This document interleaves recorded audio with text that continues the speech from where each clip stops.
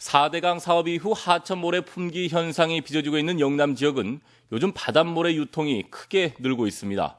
이런 틈을 노려 소금기 가득한 바닷모래를 유통시키는 현장이 MBC 카메라에 잡혔습니다. 이 건물 안전을 위협하는 이른바 소금모래 유통, 무엇이 문제이고 개선책은 없는 건지 정영민, 신은정 두 기자가 전해드립니다.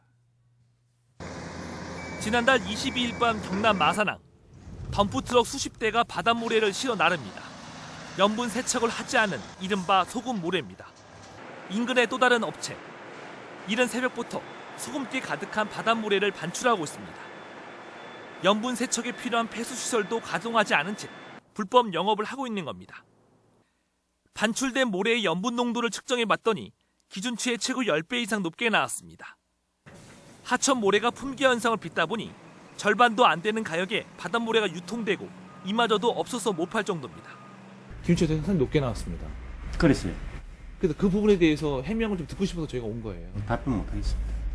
최근 바닷물의 수요가 급증하면서 이처럼 다른 시설로 허가나 항만시설을 재임대에 사용하는 업체들까지 생겨나고 있습니다.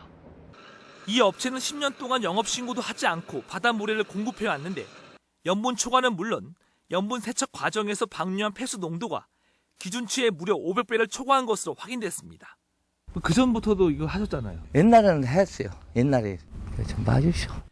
현행법상 이럴 경우 3년 이하의 징역이나 1,000만 원 이하의 벌금을 받게 되고 세척업 등록도 취소될 수 있습니다. 소금모래는 골재간의 응집력을 떨어뜨려 콘크리트 균열이 생기고 철근 부식까지 불러와 건물의 안전을 위협할 수 있습니다. 콘크리트는 부서졌기 때문에 콘크리트로서 기능을 못하게 되고 철근은 부식이 됐기 때문에 실제로 힘을 받아줘야 되는 면적이 줄어들게 됩니다. 정부가 올해 바다에서 채취한 모래는 3,500만 톤에 달합니다. 건물의 안전을 위협할 수 있는 이른바 소금모래의 유통이 매년 반복되고 있지만 왜 근절되지 않는 걸까요? 개선책을 알아봤습니다. 한 레미콘 업체에 있던 바닷모래입니다. 이 바닷모래의 염분 농도를 재봤습니다. 측정 결과 0.36%로 기준치인 0.04%보다 9배나 많은 염분이 나옵니다. 야적장에 가득 쌓인 바닷모래를 굴착기가 연신 덤프트럭에 실어 담습니다. 모래를 채취해 염분 농도를 측정한 결과 0.196, 기준치 0.04%의 5배에 달합니다. 수년 동안 반복되어 온 바닷물의 불법 유통. 삼천포항을 비롯해 거제와 통영, 고성 등 주로 영남 지역에 집중됐습니다.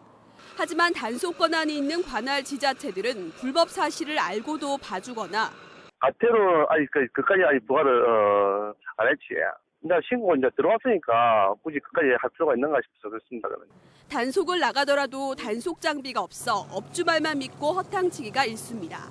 업체들은 자기들 장비가 있지만은 그거 가지고는 할 수 있어요. 할 수 있지만은 지금 우리 자체 단속 장비는 없어요.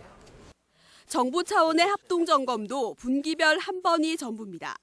제도권 안으로 들어오지 않고 그냥 그 등록도 안 하고 막 신고도 안 하고 계도를 했는데 그게 이제 뭐 준비 중이다. 상황이 이렇다 보니 최근에는 시민단체들이 직접 나서 소금물의 유통 여부를 점검하고 있는 실정입니다.